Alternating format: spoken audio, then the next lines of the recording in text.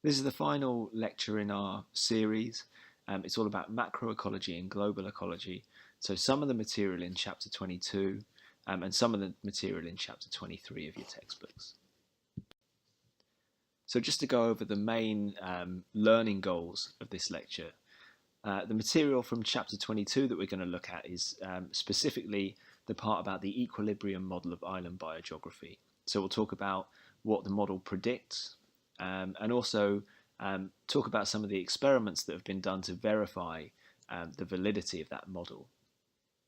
Secondly, we're going to talk about the impacts of human activity, so looking at global warming and the greenhouse effect, human appropriation of net primary productivity across the globe, how land use changes affect things like nutrient cycles and other ecological processes, and finally invasive species.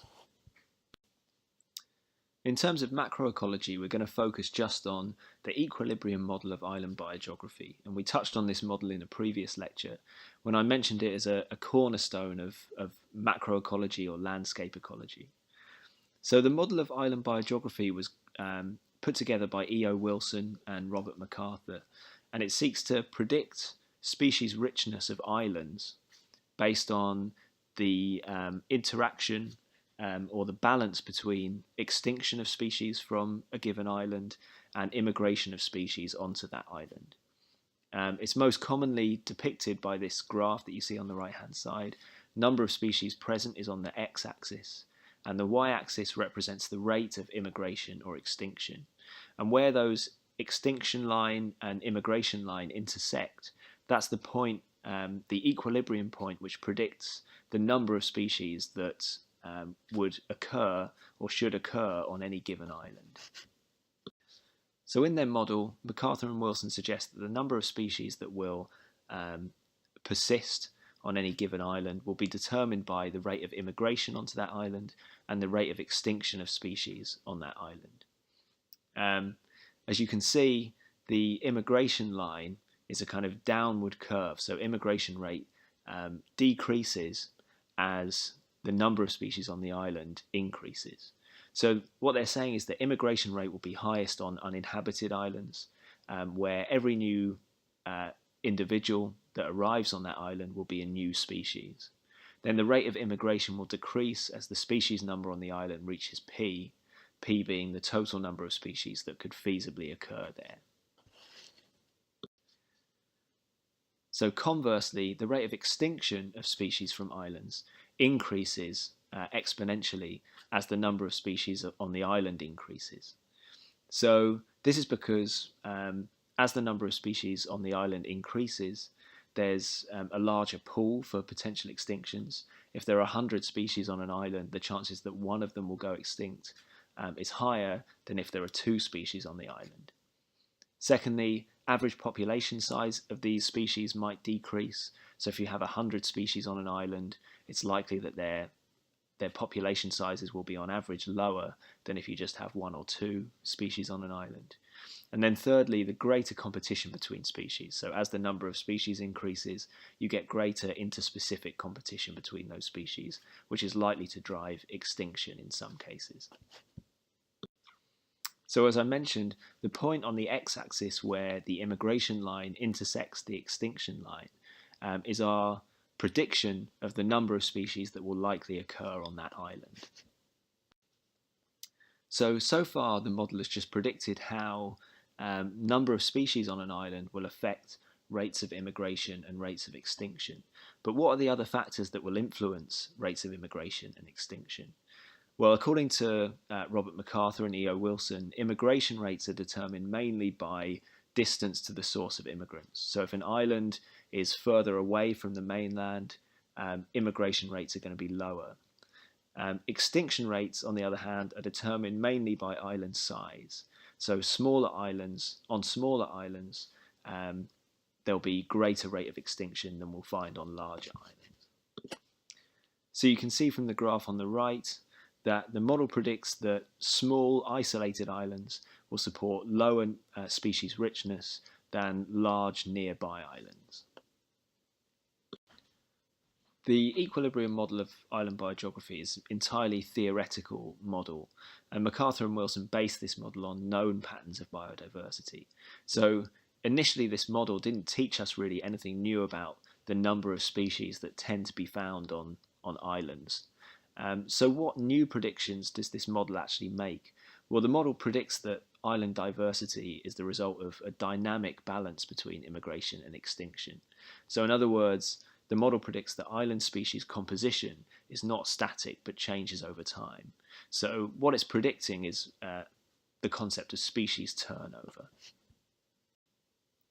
So the model predicts that although there's a particular richness of species that are likely to be found on a given island, the actual identity of the species that make up that richness is going to be constantly changing.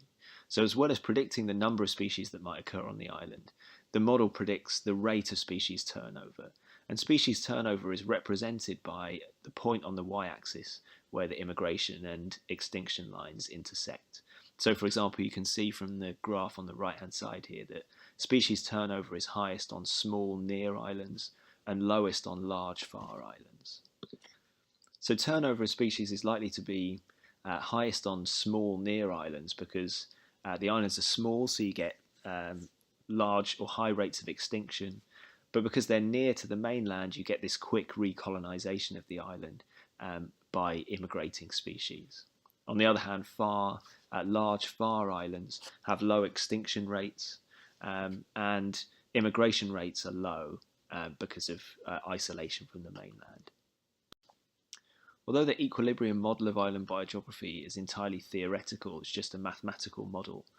Since it was conceived by MacArthur and Wilson, there's been a lot of very good field research done to validate its predictions. And probably the best example of that, or the most famous example, is that from Simberloff and Wilson in 1969. So they studied the recolonization of mangrove islands by insects. So these were islands off the Florida Keys, and they're islands made up of just one species, red mangrove. So because there are thousands and thousands of islands like this just off the Florida Keys, Simberloff and Wilson could choose a selection of these islands that varied slightly in their size and in their distance from the mainland. Simberloff and Wilson kept some of these islands untreated as controls, but what they did with the rest of the islands was actually tent them. So they constructed tents around the islands and then fumigated them to kill all insects that were living on those islands. So that's something that you might struggle to get ethical approval to do these days. So there are about 500 different insect species that occur on mangrove islands off the Florida Keys. And Simberloff and Wilson conducted censuses on each of their study islands before the study started. So looking at the species richness and the identity of species found on each of those islands. What they found was in the control islands that weren't fumigated, the species richness on the islands stayed almost exactly the same from the beginning of the study to the end of the study a year later. But the composition of species that made up that richness changed significantly. Then on the islands that were fumigated, what Simberloff and Wilson found was that the number of species slowly increased back to roughly the same number of species that was found on each island before fumigation. But again, the identity of the species making up that richness was completely different the second time around. So this work really supports the predictions of the model of island biogeography by saying that islands of certain sizes seem to support a given number of species, but that the species that make up that richness is dynamic and changeable over time. Daniel Simberloff followed up this experiment in 1978 by conducting a similar experiment in which he manipulated the size of those mangrove islands. So he took a number of study islands again, and he conducted censuses so that he knew the species richness that each of those islands supported. Then he changed or reduced the size of some of those islands by manually removing mangrove plants. So he came in with machinery and just ripped out parts of the island. What he found was that arthropod species richness on these islands was decreased in response to a reduction in island size. So when the island was made manually smaller, as the model of island biogeography predicts, the number of species supported by that island was reduced. What's particularly interesting or useful about using mangrove islands for this experiment is that they're made up of only one species, so Rhizophora mangle, which is red mangrove. So by manually removing or reducing the size of those islands, Simberloff could reduce island size but without affecting heterogeneity or any kind of variation in the habitat. So often we think that larger habitats will support more species because there's more heterogeneous, or there's more kind of different microhabitats that occur within them. But what Simberloff showed was that island size alone was a key factor in the amount of biodiversity supported by the island. I'm going to switch gears now and start talking about global ecology, and I'm going to focus in this section on the ways in which human activity are affecting ecological processes. And possibly, arguably, the biggest way in which humans are influencing the Earth is through climate change.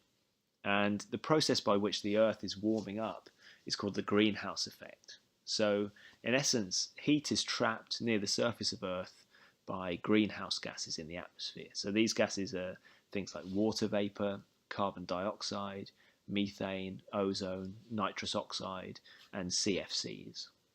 So from the energy that approaches the Earth through the sun, 30% of that solar radiation is reflected by clouds and particulate matter back into space. So the remaining 70% is absorbed by the atmosphere or the Earth's surface. But much of that energy is re-emitted or kind of reflected back away from Earth as infrared radiation. But increasingly, more and more of that energy is absorbed by greenhouse gases and radiated back to Earth. And this is what causes the greenhouse effect. So that's all summed up really nicely in this diagram. So of the incoming solar energy, some is reflected by clouds and the Earth's surface, but some is absorbed. Of the energy that's initially absorbed, some of it is kind of radiated back into space as infrared light, but some of that is absorbed by greenhouse gases, and the greenhouse gases radiate some of that heat back down to the Earth's surface. One of the most powerful and influential greenhouse gases is CO2. And CO2 concentration in the atmosphere has been gradually increasing over recent centuries. And one thing that a climate change denier might ask is, or what they might question, is whether this increase in CO2 occurring in the atmosphere is actually a result of human activities, or whether it's just kind of a natural fluctuation in CO2 concentrations. So there are a few ways in which we can be certain that CO2 increase is down to human activity. And one of them is that when we look at measurements of CO2 in the atmosphere and how they've increased over time, over the last 150 years or so, you can see there's pretty much a constant exponential rise in CO2 in the atmosphere, except for a few dips in that trend, which occur, which coincide with events like World War I, the Great Depression, and World War II. So these are periods where we know there's been an interruption in the level of industrial activity that humans are engaged in. Another way that we can be certain that the increase in CO2 in the atmosphere is down to human activity, and I think the most compelling argument for this is through study of stable isotopes, in particular carbon isotopes. So we've introduced stable isotopes earlier on in the class, and we know that C14 is an isotope of carbon that is radioactive, so it undergoes radioactive decay. The other carbon isotopes, C12 and C13, are stable isotopes. So in any carbon-based substance, over long periods of time, the proportion of C14 is reduced because that's the isotope that decays. So C14 has a half-life of about 5,730 years. And therefore, in fossil fuels that have been buried for millions of years, there's very, very little C14. So as the ratio of, or the quantity of CO2 in the atmosphere is increased, we know that that CO2 increases down to human activity or the burning of fossil fuels, because the ratio of C14 in the atmosphere, or represented in that CO2, is decreased. One way that this has been shown is that Seuss in 1955 analysed wood samples from tree rings. So there was some wood dating back to the 1800s, and other wood was tested from as recently as the 1950s. And growth rings from the 1800s had significantly higher ratios of C14, and that's because this wood was formed at a time where the atmosphere was richer in C14. This decrease in C14 in the atmosphere as a consequence of fossil fuel burning is now known as the Seuss effect. So this graph just shows that Seuss effect. It's data from Bacastow and Keeling from 1974. And it just shows how the concentration of C14 in the atmosphere is decreased over the last 300 or so years. So starting at the time of the Industrial Revolution and then just decreasing at an exponential rate from that point on. So we've talked about how human activity is contributing to climate change. This is maybe the most dramatic way in which human activity is transforming the world. But there are plenty of other things that humans are doing that are having a huge impact. And one is the appropriation of net primary productivity. So primary productivity across the globe is all of that energy that's harnessed by plants and algae from the sun. And it's that net primary productivity which is the energy that's available to higher trophic levels. So it's the energy that fuels all ecosystems across the globe. And it's thought now that humans appropriate about 24% of net primary productivity globally. So that human appropriation of net primary productivity is, as you might expect, highest in agricultural areas. So obviously this is areas where we're harvesting most of the net primary productivity for our own consumption. But as well as appropriating net primary productivity, human activity also has reduced global net primary productivity by about 9%. So this is because of human land uses like the construction of cities, for example, where that human land use supports less primary productivity than would have been supported by the natural ecosystems that they've replaced. Human appropriation of net primary productivity is much more difficult to quantify in marine environments than it is in terrestrial environments. But Schwartz and colleagues in 2010, I think, did a really good job of doing this. So they compared the intensity of human exploitation of the ocean's fisheries between 1950 and 2005. One thing they incorporated in their model was the trophic position of the fish being harvested. So, for example, if it was predatory fish that humans are harvesting, those predatory fish take a much greater quantity of primary productivity to be supported and produced than do the same biomass of herbivorous fish because of their different trophic positions. So this was a really important inclusion in their model. What they found was that during that time period between 1950 and 2005, there's been a 400% increase in the areas of the oceans that are heavily exploited. But that this has only led to a 2.4-fold increase in yields. So that's kind of heavily in contrast to what humans have been doing on land over the same sort of period. So between 1961 and 1995, agricultural yields on land have doubled. And that's despite only a 10% increase in the land that's devoted to agriculture.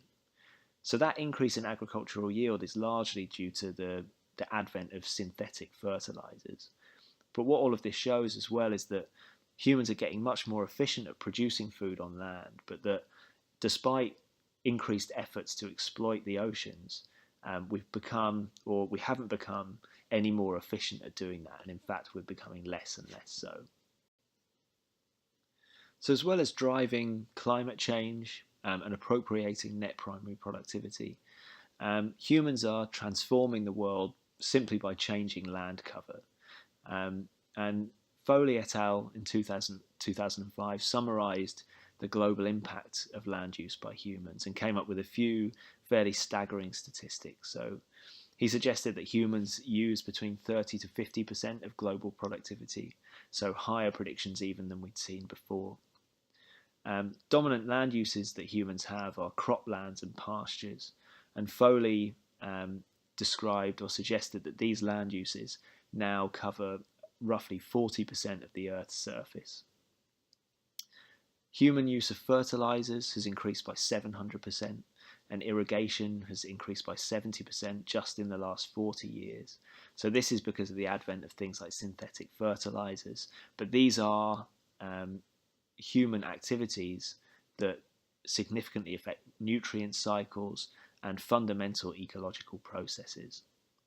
So finally, between 7 and 11 million kilometres squared of forest has been cleared in the last 300 years, and that's what we're going to focus on for the next few slides. These maps come from Foley et al. In their paper in 2005. So the top map shows an estimated distribution of natural vegetation cover from about 300 years ago. So where tropical forests were found and where many still are, temperate forests, boreal forests, savannas and grasslands. Then the map on the lower map shows the present day distribution of croplands. So the darkest reds on this map represent where agriculture is most intensive. So the darkest reds represent areas where 90 to 100% of land cover is cropland. So one thing you can notice by looking at the overlap of these maps is that many of the areas that once were tropical forests and temperate forests are now have now been replaced by intensive agriculture. This second lower map shows the distribution of pastures and rangelands. So you can see that many of the areas in the globe that were once savannas and grasslands and shrublands have now been replaced by pastures and rangelands. One of the most striking, well-publicized issues in terms of land use change in recent decades has been tropical deforestation. Skoll and Tucker in 1993 mapped all of the tropical forest across the globe. And they found that tropical forest occurs in 73 countries, and it once covered over 11.5 million kilometres squared. And although tropical forests occur in 73 countries, over 75% of the tropical forest is found in just 10 countries. And in fact, nearly a third of all tropical forests are found in Brazil. And so when they in their studies of tropical deforestation, Skoll and Tucker concentrated on studies of the Brazilian Amazon. What Skoll and Tucker did was they used high-resolution images of the Amazon basin taken from Landsat satellites, and they estimated the amount of tropical forest loss or removal over that period. And you can see the removal as the lighter areas on those photographs. So what they estimated was that within Brazil, about 15,000 kilometres squared of forest was being removed each year. And they also estimated that over 50% of tropical deforestation occurs outside of Brazil. So globally, we can conservatively estimate that we're losing about 30,000 kilometres squared of tropical forest every year. And to put that in perspective, that's an area equal to roughly the size of Belgium. So because of concepts like the theory of island biogeography, we know how habitat area affects biodiversity. So removing an area of habitat equivalent to that of Belgium every year is clearly going to have a huge impact on biodiversity, particularly as we know that tropical forests are among the most diverse habitats in the world. In addition to the fundamental loss of habitat space, land use changes across the globe can contribute either directly or indirectly to other issues of concern, like, for example, the introduction of invasive species. So, an invasive species is a species that establishes in a new range in which they proliferate, spread, and persist to the detriment of the environment. So that's distinct from an alien or exotic species, which are species that are historically not found in a given location, but through some form of dispersal, human mediated or otherwise, are now found in that location. So to put that in perspective, in Canada there are around 4,200 species of vascular plants, and over 1,000 of those are exotic, but relatively few of them are invasive. So there are many species across the globe that are found in areas where they were not traditionally found, but those don't constitute invasive species necessarily. An invasive species is one that has a huge impact ecologically in its introduced range. Many invasive species are introduced to a new range accidentally. So, for example, ships releasing ballast water that may have come from thousands of miles away is known to introduce many damaging invasive aquatic species. So these zebra mussels that have displaced many other bivalves in their introduced range are thought to have come originally from the ballast water from ships. A surprising number of invasive species, though, are introduced deliberately. So this is a smallmouth bass. These have been introduced to many lakes in Canada and the Midwest to enhance sport fishing opportunities. But these fish have been more successful than anyone hoped, and then they're now displacing many native species like trout. So invasive species have grave ecological consequences, such as their impacts on native species. But there are also huge economic impacts of invasive species. So in Canada, it's estimated that invasive species cost the economy over $13 billion a year. So that cost comes from a number of different factors, like reduced agricultural production because of invasive pests and invasive weed species, the increased need for herbicides and pesticides for the same reason, to control invasive insect pests and invasive weeds. Rats outside of their native range contaminate stored grain and cause fires by gnawing wires. There are also invasive parasites that affect livestock and cause diseases, and all of these things affect production through agriculture and also affect the cost of producing livestock to begin with. It can be difficult to imagine why invasive species would lead to societies incurring such massive costs. And a good way to understand how fundamentally invasive species can affect our environment is to look at a plant that I studied, Lygodium microphyllum. So this is an invasive weed in South Florida. So you can see from this image that the plant blankets native vegetation and suffocates all kind of native flora and fauna. So it has a huge ecological impact from that point of view. But what Lygodium also does is it can fundamentally change the ecosystems where it's found. So many habitats in South Florida are fire maintained. And so, for example, this habitat represents something similar to a pine rockland. What would usually happen is that a fire would come through these habitats every 6 to 9 years, removing the low-lying vegetation, but leaving those canopy trees intact. Then over that kind of 6 to 9 year period, that vegetation would then recolonize. We get different species colonizing those open niches. So you get this kind of cycling of biodiversity. When Lygodium infestations occur, they initially suffocate that very diverse herb layer in the habitat. But Lygodium infestations become more and more severe, with skirts of Lygodium travelling all the way up into the canopies of trees. So if this happens over a long period of time, particularly if fires are suppressed, if a fire happens at this point, then those skirts of Lygodium will drag the fire into the canopies of trees. So the fire burns for longer at higher temperatures and is dragged higher into the canopy than it normally would be. And in this case, those canopy trees are actually killed by the fire, and the habitat is fundamentally changed in ways from which it's not going to recover. So this just shows us how the presence of that Lygodium, in combination with natural ecological events, can totally fundamentally change a habitat. So when an invasive species can affect a habitat in such a way and get us to a point where the ecosystem services that we're used to relying upon from those habitats and those ecosystems we can no longer rely upon, that gives you a sense of how and why invasive species can cause the economic losses that they seem to cause.